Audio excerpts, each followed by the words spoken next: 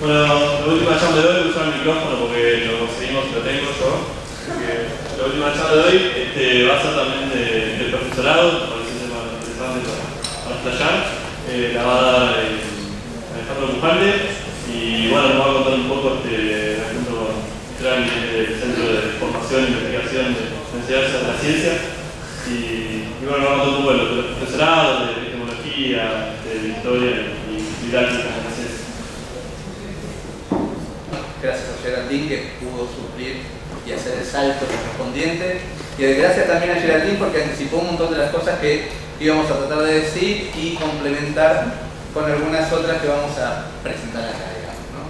Como se titula la presentación que habíamos pensado en esta cuestión de recorridos académicos, es decir, qué cuestiones, como Geraldine contó, puede llegar a ser un licenciado en física o un licenciando en física en función de las perspectivas de trabajo que pretende realizar o a las inquietudes personales que lo inclinan hacia una u otra tendencia. En ese sentido, lo que vamos a hablar es un poco de metaciencia, ¿sí? Anticipándonos a lo que decía Gerald respecto de los grupos de investigación y todo lo demás que funcionan en el instituto donde formamos parte. Particularmente yo formo parte de un instituto que se dedica a las metaciencias concretamente, ¿sí? Es el grupo Heidi, cariñosamente hablando. Ya van a ver por qué Heidi es una sigla que es G-E-H-I-D, digamos, ¿no? Entonces, para entender un poco qué son las metaciencias tenemos que ir un cachitito para atrás, digamos, para repensar algunas cuestiones.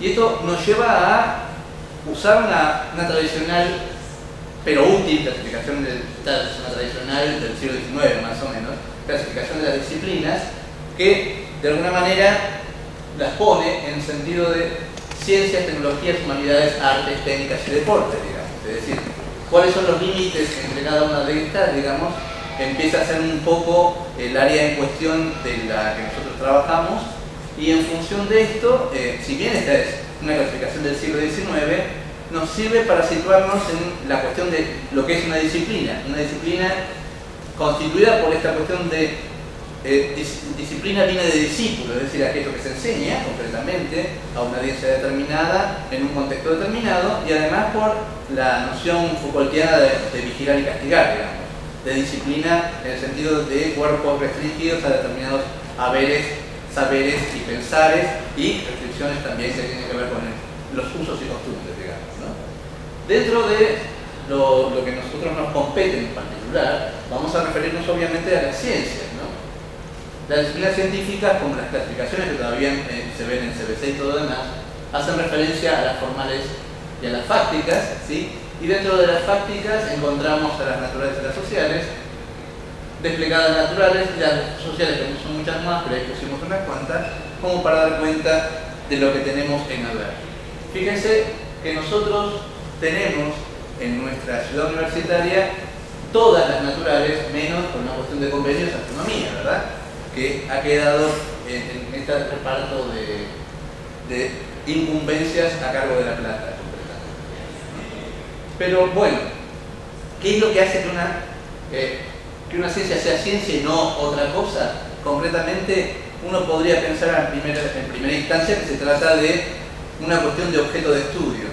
Las miradas epistemológicas actuales, todavía no dijimos qué es epistemología, pero más o menos adivinan de qué se trata, dicen que no es tan así el objeto de estudio, sino se caracterizan por los objetivos que persiguen, por las finalidades y por los valores que sustentan. Concretamente entonces esto, utilizando una cita de Ian Hacking, un epistemólogo, que dice que la ciencia lo que hace es representarse el mundo para poder intervenir sobre él, digamos. Es justamente el título de su libro, Representar e Intervenir, ¿sí? Y la cuestión esta de metaciencia, meta qué, digamos, es decir, ¿qué estamos haciendo referencia en función de hablar de metaciencias o saberes metacientíficos? ¿Sí? Y el prefijo griego meta hace referencia a algo que está a nuestro tras o nuestro tras, digamos, cobra del sentido de decir que está más allá de, digamos.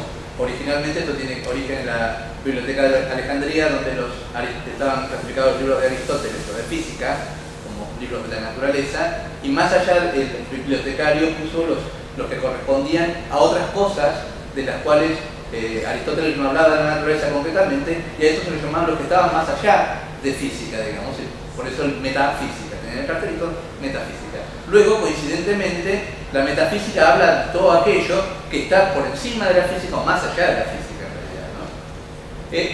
Antepuesto este meta a una noción de saber específico, cobra el sentido de saber de orden superior, digamos, algo que está por encima de ese conocimiento de base.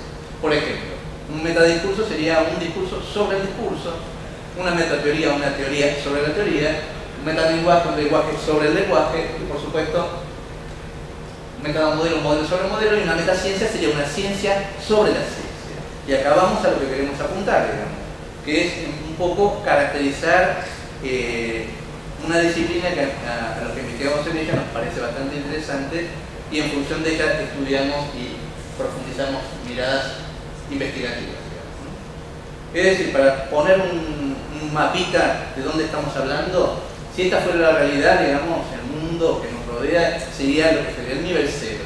El discurso, o sea, lo que nosotros decimos desde algún lugar sobre esa realidad, lo constituiríamos un nivel 1, digamos, ¿no? Y un metadiscurso sería el discurso que se hace sobre ese discurso, ¿sí? Y entonces, siguiendo la escalera ascendente, podríamos tener un meta-metadiscurso y así sucesivamente.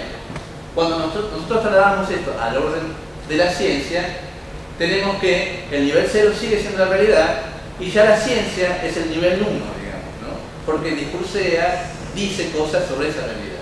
Una metaciencia estaría en el nivel 2, digamos, porque se refiere a la ciencia, y una metametaciencia justamente estaría haciendo referencia a la metaciencia que decíamos en el nivel 2, ¿sí? Por ejemplo, y para caracterizar un poquito más, podríamos decir que en rigor una metaciencia sería cualquier disciplina científica social que estudia a la ciencia, ¿sí? A una ciencia, a la ciencia en general, ¿sí? Entonces, para construir, esta sería la receta para construir una metaciencia, tendríamos una disciplina de las ciencias sociales poniéndole después de la ciencia, digamos. Esto constituye lo que denominamos un sincategorema, es decir, cuando nosotros hablamos de historia de la ciencia estamos hablando de otra cosa, no es una parte de la historia dedicada a la ciencia, sino que hablamos de la historia de la ciencia como objetivos, finalidades y valores distintos a la historia en general, ¿sí? Y entonces, en ese sentido, ¿qué podríamos tener? Historia de la ciencia, sociología de la ciencia, psicología de la ciencia, lingüística de la ciencia, y cualquier otra ciencia social que me pusiera de este lado, armaría el correspondiente discurso metacientífico componiendo hacia la ciencia, ¿no? Particularmente acá, en esta charlita breve, por los tiempos y demás, nosotros vamos a hablar de algunas particularmente, porque son el motivo de nuestro interés y justamente lo que nosotros pensamos que pueden ser recorridos interesantes en función de audiencia, digamos, ¿no? Entonces, tenemos en primer lugar acá la didáctica de las ciencias naturales en general y de la física en particular, como ya de esto abundó Geraldine, no vamos a meternos demasiado, ¿sí? La historia de la ciencia y la filosofía de la ciencia, o mejor dicho, la epistemología. Filosofía de la ciencia es una denominación mal traducida del inglés en realidad, que es usual en España y en México. En el resto de Latinoamérica, en Argentina sobre todo, la llamamos epistemología con el rigor de considerarla disciplina científica concretamente, es decir, pensar a una metaciencia como científica en el sentido recursivo que se le pueden aplicar las mismas condiciones que la epistemología reclama, ¿sí? Entonces por eso decimos que la epistemología sería algo así como la metaciencia por excelencia o la metaciencia a la medida de su objeto, digamos. Y Geraldine creo que acuñó algo así como la definición sincategoremática también de lo que es la epistemología, diciendo que sería la ciencia al cuadrado, ¿no? Esa es tuya. Ciencia de la ciencia o ciencia al cuadrado, ¿sí? Y, digamos, trata de responder las preguntas que nosotros planteamos acá, que es la ciencia con que se come, básicamente, cómo cambia la ciencia en el tiempo y cómo se relaciona con la sociedad y la cultura. Acá aparece Agustín Arbibrado, porque ya lo vieron con la copa en la mano y el frac en la foto que mostró Gerald. Y un poco lo que queríamos poner en relación es esto, digamos. Si bien nosotros separamos y decimos que el término epistemología es el término verdaderamente significativo en el sentido de pensar a la epistemología como ciencia, ¿sí? Y le caben entonces todas las generalidades de la ley, en el sentido de tener teorías, modelos, leyes y demás, como cualquier ciencia madura que se precie, distinguirla de la filosofía, ¿sí? En el sentido de filosofar como reflexionar sobre, digamos, que el origen es netamente filosófico, ¿sí? Pero entonces planteamos que así como el dios Kant, que tiene dos caras, conserva elementos de su origen filosófico, la epistemología, pero particularmente hacemos un énfasis particular o especial en su carácter netamente científico, digamos, ¿no? Entonces, de alguna manera, como dijimos antes, cuando lo pensábamos desde el punto de vista que era lo que caracterizaba a las ciencias, concretamente, no ya el objeto de estudio, sino algunas otras cosas, decimos que la epistemología se caracteriza básicamente por el tipo de preguntas que se hace, ¿sí? Y acá tenemos la referencia a un título de un epistemólogo que vendió muchos libros en relación a esta pregunta, ¿qué es esa cosa llamada ciencia? Chalmers. Y un didacta, en este caso Richard Dussel, que hace referencia a esto, cómo hemos llegado a saber esto que sabemos actualmente. Bueno, de esto se ocupa justamente la epistemología, ¿sí? O sea, hay objetivos, hay métodos, hay alcances y hay límites, es decir, concretamente uno podría decir qué tipo de discurso metacientífico es epistemológico y cuáles no, digamos, ¿no? En función de qué preguntas se hace y de qué manera trata de responderlas, digamos, en qué límites está, ¿sí?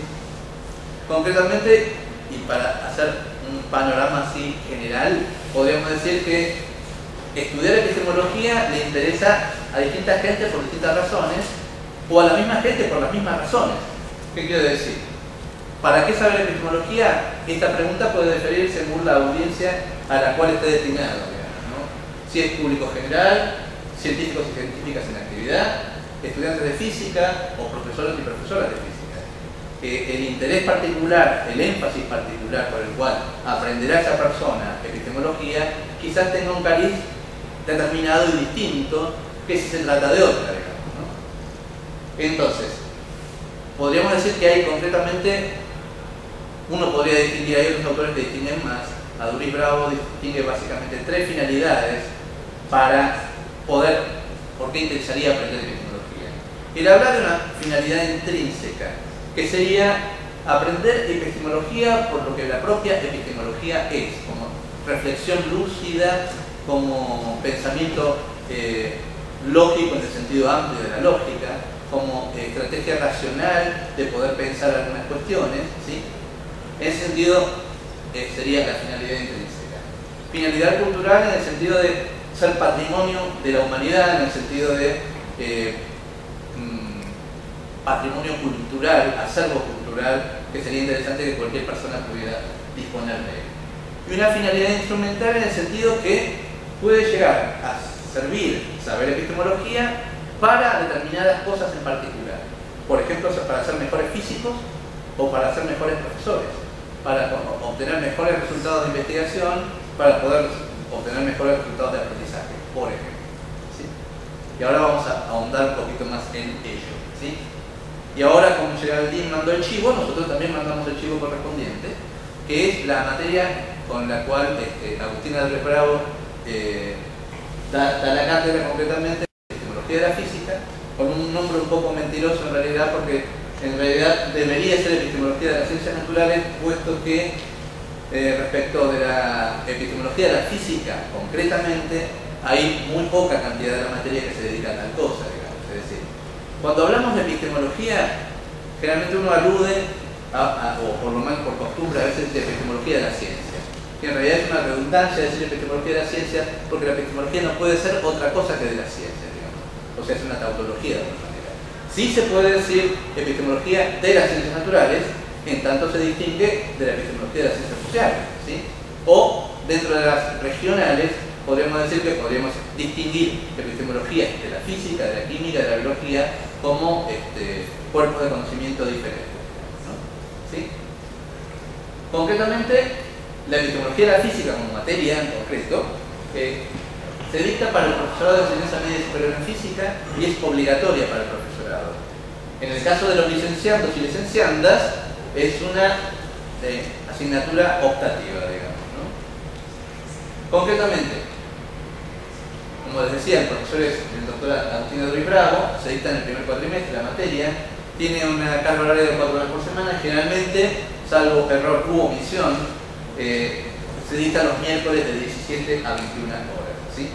Las clases son teórico-prácticas y bueno, como decía Geraldine, tanto epistemología de la física como historia de la ciencia tienen bastante contenido textual como para poder abordar, digamos, ¿no?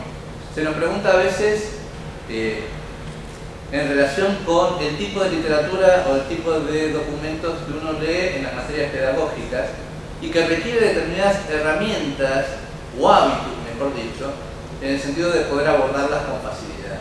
Y como todo, como estrategia de pensamiento también, se adquiere, como a la Carlitos Balá, es decir, el movimiento se demuestra andando, es decir, uno se entrena en poder leer este tipo de textos que generalmente son más largos que los de física, que generalmente tienen un tipo de lenguaje un poco más críptico si lo hay para un lego entender el lenguaje de la física. Bueno, nosotros pasados al campo de las ciencias sociales también nos encontramos con lenguajes arduos, abstrusos, y generalmente tenemos la tendencia a decir, pero bueno, esto que acá al tipo le consumió 10 páginas se podría haber dicho en 3 renglones, y quizás no es tan así, digamos, ¿no? Pero uno a primera vista, la primera impresión, es la noción que termina teniendo, digamos, ¿no?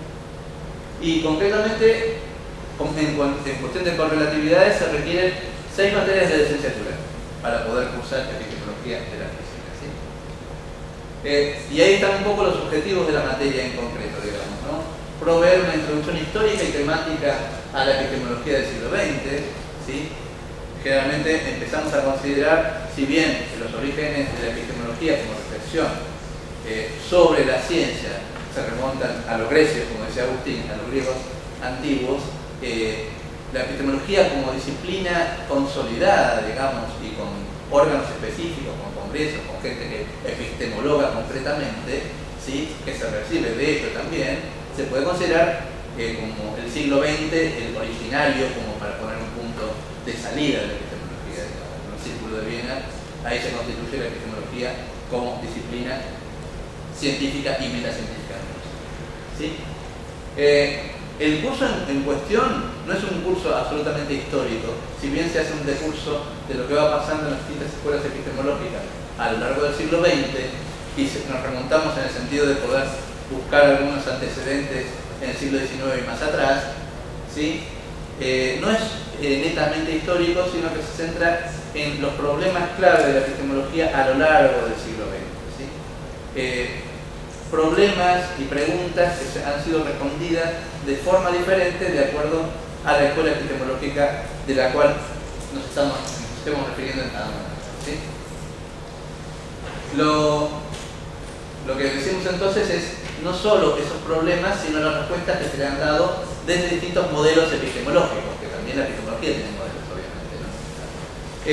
Y esto concretamente tiene que ver con, digamos, de qué manera lo que discutíamos antes, qué relación hay si la epistemología de las ciencias naturales en general y la epistemología regional de la física nos puede servir para ser mejores físicos, por ejemplo, una pregunta muy relevante para poder hacerse, y en qué sentidos nos puede ayudar. Y la pregunta también, nosotros estamos convencidos de ello, de que la epistemología puede formar mejores profesores y profesoras, ¿sí? Tenemos evidencia empírica respaldada por la investigación, digamos, para decir esto, justamente porque hablamos de disciplina científica también para la epistemología, ¿sí? Entonces, establecer algunas posibles relaciones entre epistemología, física, enseñanza de la física y didáctica de la física, y brindar herramientas conceptuales para la construcción de una respuesta fundamentada a la pregunta de qué ciencia enseñar en los diferentes niveles educativos, ¿sí? En vez de pensar como una única ciencia monolítica, que tiene que ser trasladada con distintos grados de digerimiento o de transposición, como diríamos los didactónicos, digamos, pensar los para qué, digamos, qué cosas concretamente hacen falta de esa ciencia para una audiencia determinada. Evidentemente la respuesta a esa pregunta difiere según sea la audiencia particular y el nivel educativo al que apuntemos, ¿sí? Concretamente, y esto para cerrar así rapidito, para los futuros o futuras licenciadas en física.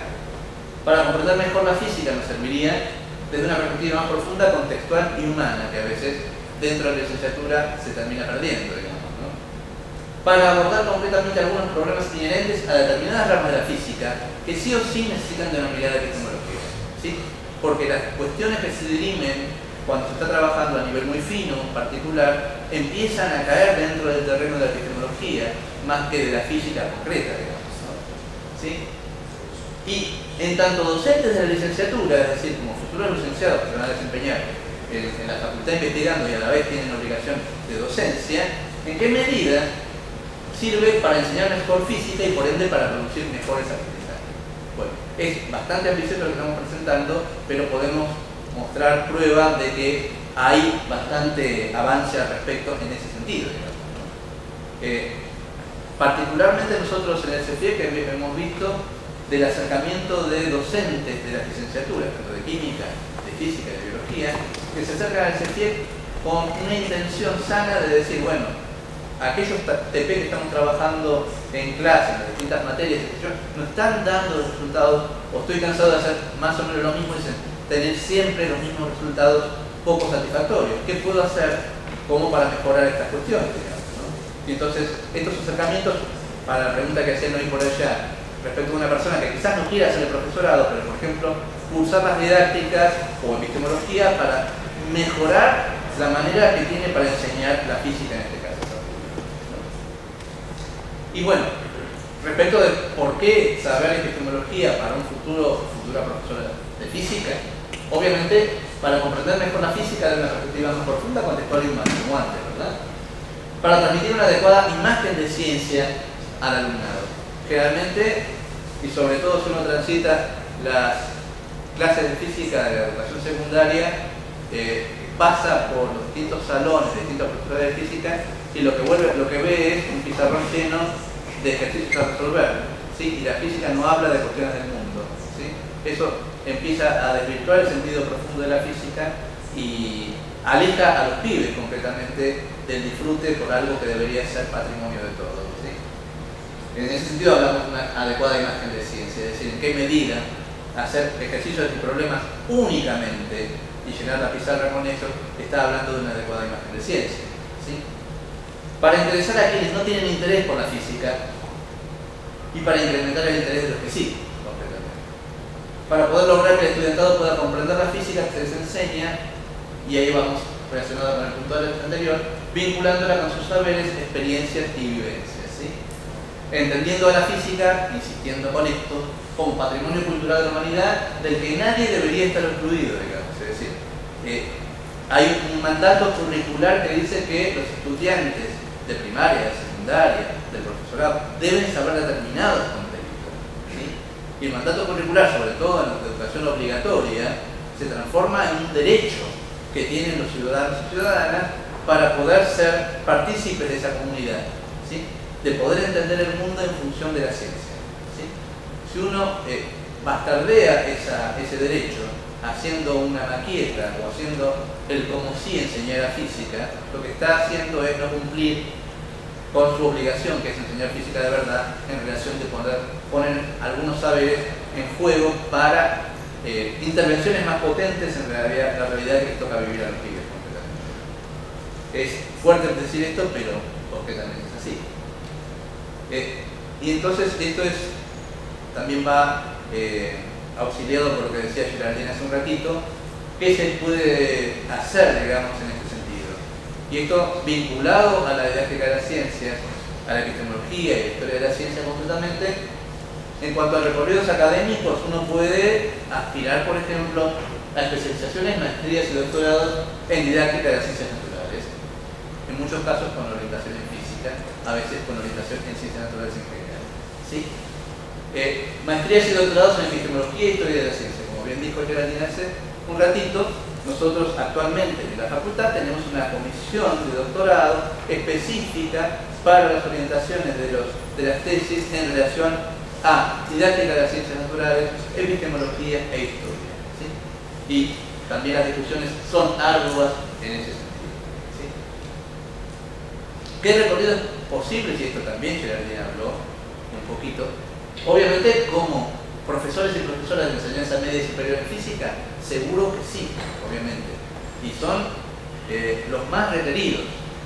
Cuando, ante distintas alternativas, cuando se pueden contratar profesores y profesoras, se elige a los egresados del CEFIEC, porque demuestran, sobre todo, un conocimiento disciplinar muy acabado, mejor que cualquier profesorado del país que se considere, y la perspectiva didáctica que tienen también es de las mejorcitos, digamos.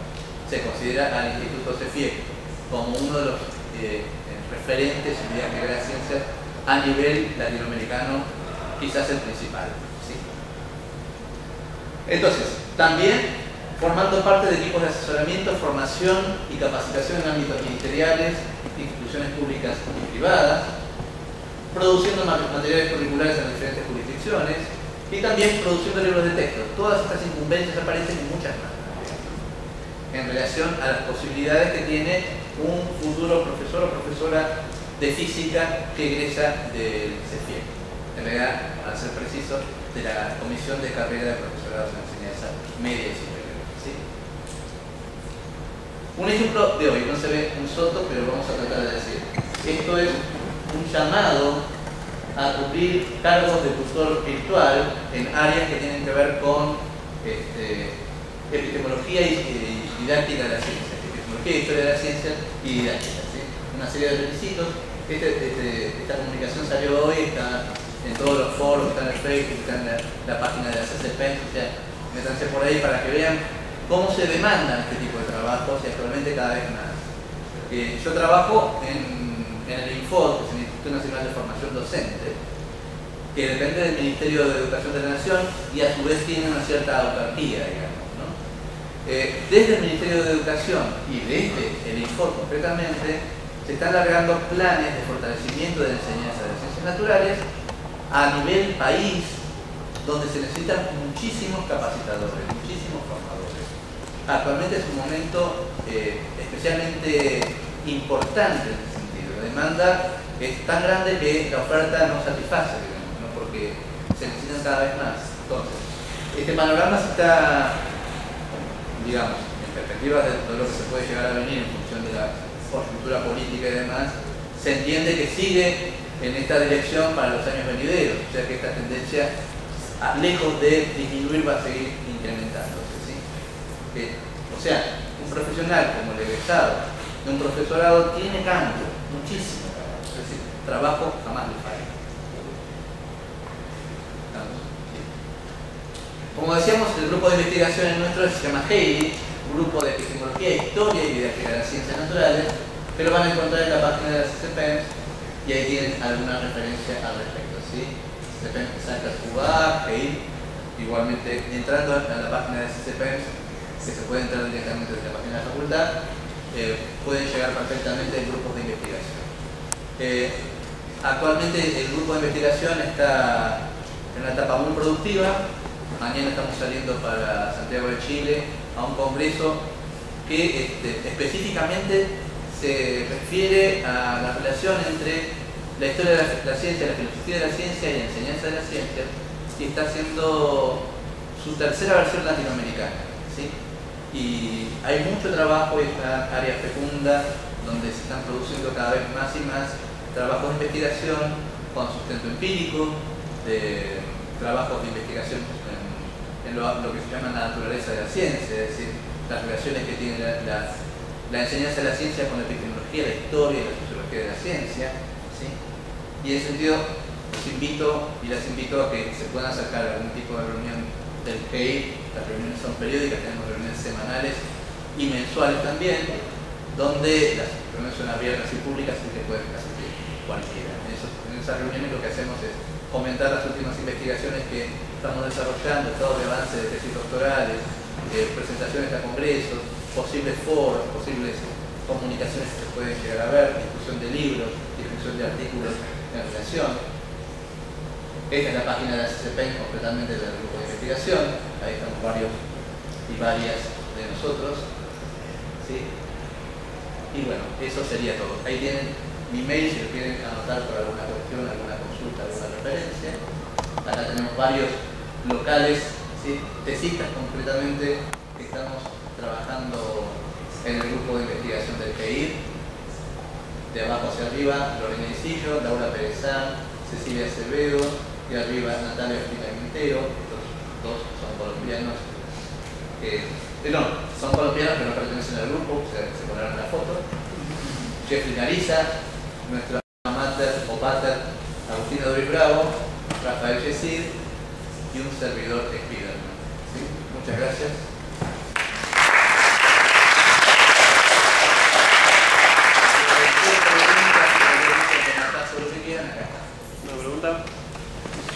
Una pregunta. Sí. En un momento mencionaste que los profesores que sabían epistemología enseñaban mejor y eso estaba como medido con estudios. ¿En qué consisten esos estudios? ¿En qué consisten los estudios? Digamos, generalmente, como tradicionalmente se hace, digamos, es, por ejemplo, constatar los niveles de aprendizaje de determinadas audiencias, ponele estudiantes de secundaria de algún nivel en particular, ¿sí? Y nosotros ponemos a prueba con el trabajo, por ejemplo, que hacen los chicos y chicas que forman parte del profesorado. Generamos unidades didácticas que tienen el sentido de hipótesis teóricas, es decir, pensarlas teóricamente en el sentido de ponerlas en contacto con los modelos de la epistemología, la historia de la ciencia y la didáctica de las ciencias naturales, respecto de lo que dice la teoría en función de cómo se enseñaría mejor ese contenido, ¿sí? Utilizando herramientas que surgen de estas miradas, por ejemplo, el uso de analogías, narraciones históricas, viñetas y demás. Y de alguna manera de buscar qué tipo de modelos didácticos son más acordes con mejores aprendizajes de los pibes, ¿sí?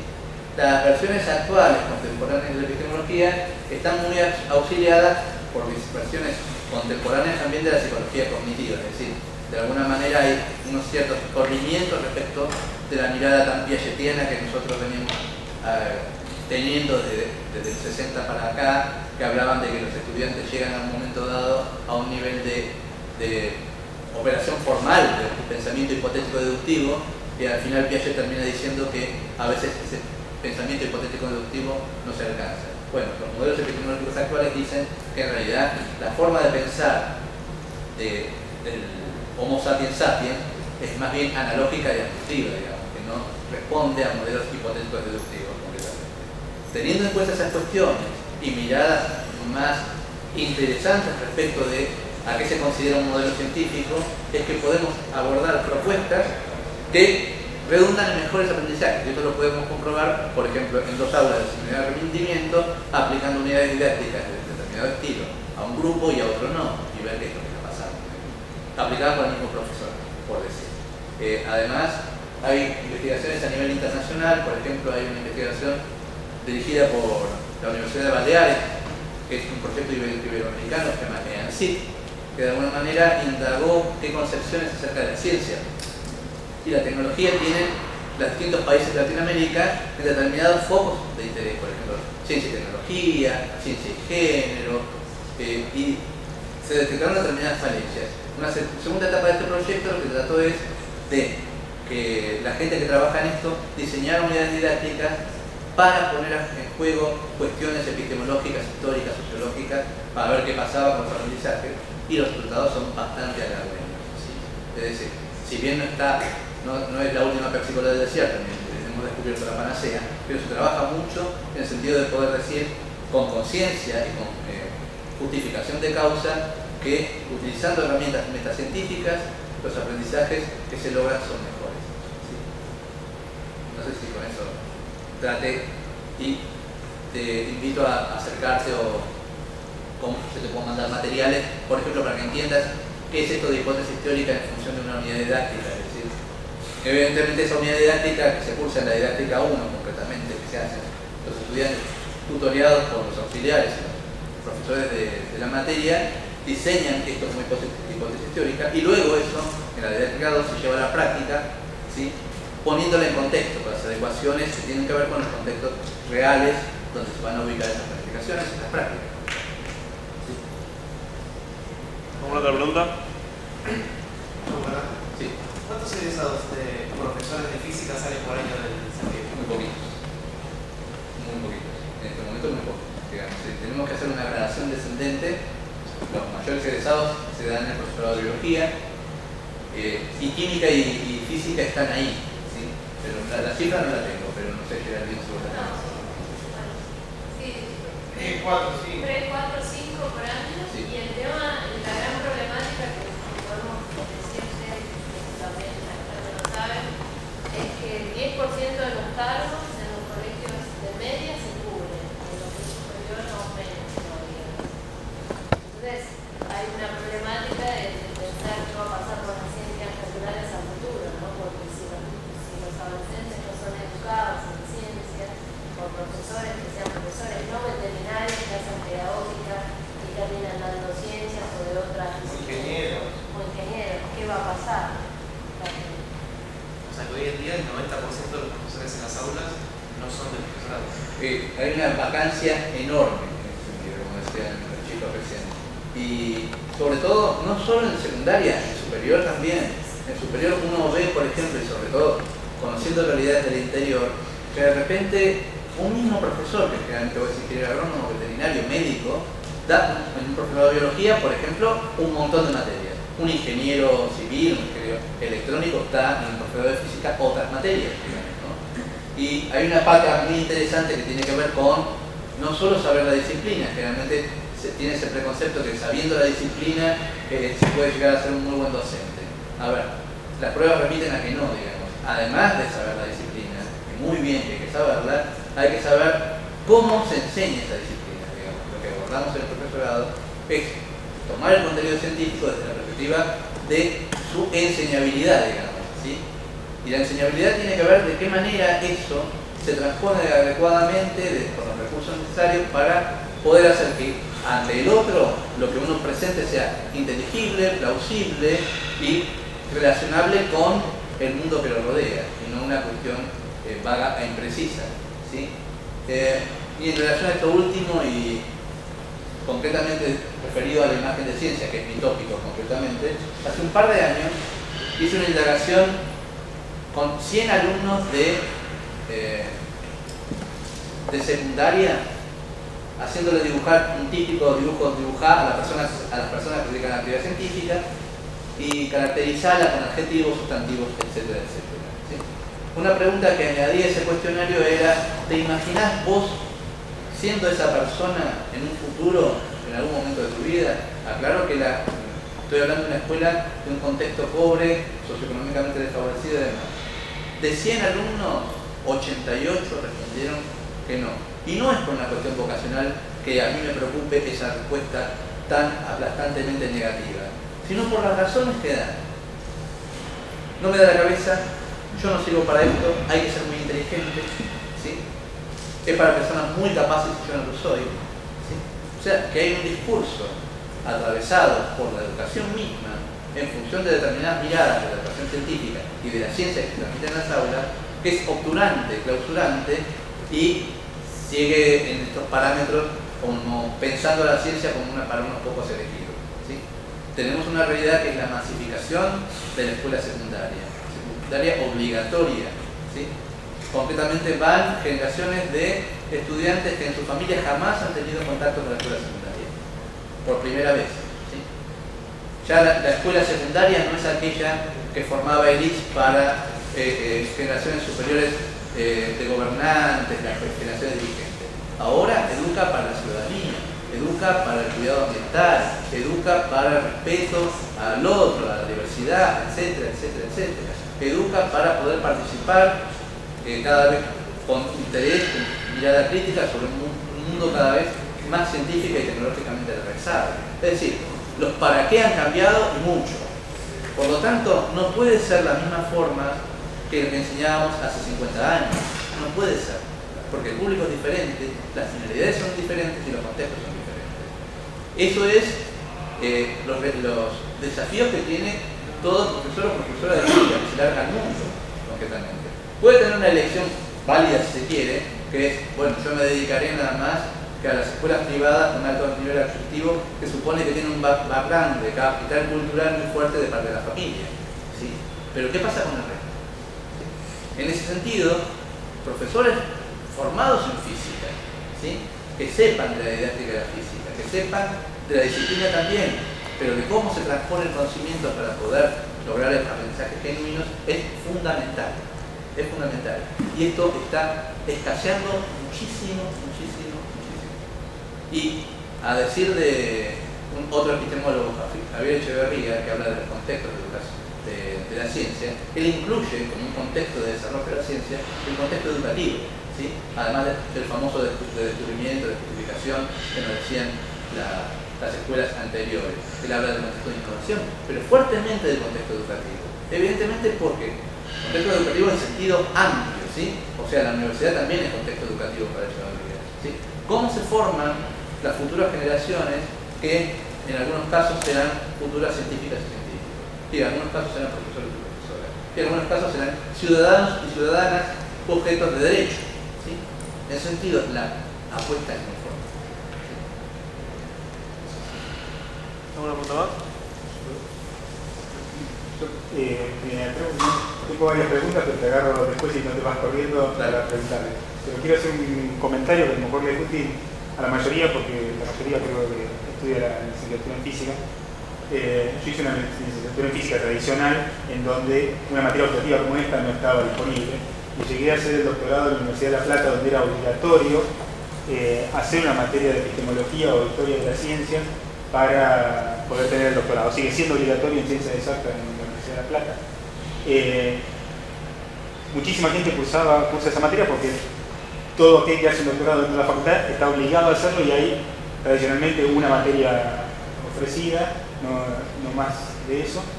La visión unánime de la gente que cursaba esa materia, digamos, el 90% de la gente que cursaba esa materia durante el doctorado se quejaba de no haberla tenido durante la licenciatura. Químicos, físicos, matemáticos, todo el mundo se quejaba de que eso se lo tendría que haber enseñado antes. Si ustedes tienen la posibilidad de tener una materia optativa como esta y tienen la posibilidad de cursarla y les da el tiempo, no hago propaganda porque no te conozco, te digo la verdad, a mí me pasó lo mismo. Hagan durante su licenciatura en física una materia sobre epistemología. Les abre la cabeza a otras formas de pensar, a otras formas de dialéctica, a otras formas de cosas totalmente diferentes, los hace un poco más humanos, y además les ayuda mucho en cómo piensan, el motivo de lo que, y el porqué de lo que están haciendo y hacia dónde orientan sus investigaciones para el resto de sus carreras científicas, aunque se dediquen a hacer ciencia básica, pura, lo que sea por el resto de sus carreras. Esto sigue siendo una herramienta fundamental para pensar los proyectos de investigación, justificarlos, defender los papers ante los referís, los editores, los que evalúan los proyectos y no les quieren dar el dinero y tienen que recusar, sus pedidos de ingresos como investigadores al CONICET y tienen que recusar y pelearse por sus ascensos. Para el resto de la vida, la forma de pensar la epistemología ayuda a todos esos otros procesos asociados a entender que es la comunidad de seres humanos que desarrollan la ciencia. Es una herramienta para que hace ciencia básica, es una herramienta como es la de aprender a soldar cables en el laboratorio para que anden los experimentos.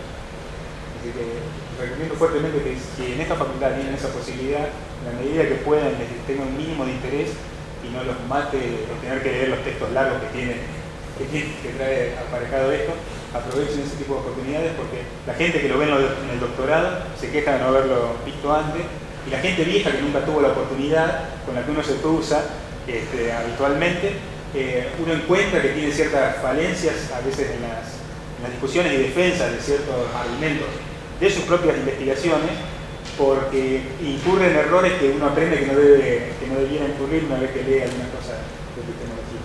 Así que os felicito a la facultad como todo que en algún momento se ha tenido la iniciativa de que este sea una materia optativa. No existen muchas universidades. Bueno, agradecemos a Alejandro.